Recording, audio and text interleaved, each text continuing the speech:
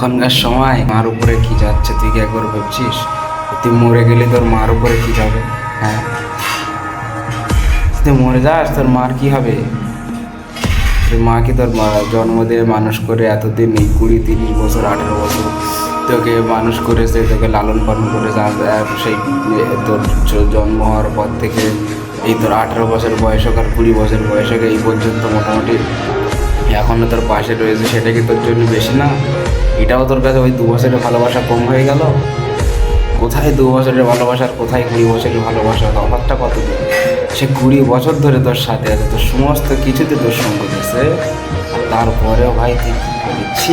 এরকম ছেলের উপর আমি কিন্তু পেলি যে একটা মেয়ের চক্কর তার মাকে কষ্ট দেয়, তার পুরো পরিবারকে কষ্ট দেয়। তুই মরে গেলে তো তোর পুরো পরিবারের খুশি চলে যাবে। তোর মা কত কষ্ট পাবে? তোর মা তখন তো নিজে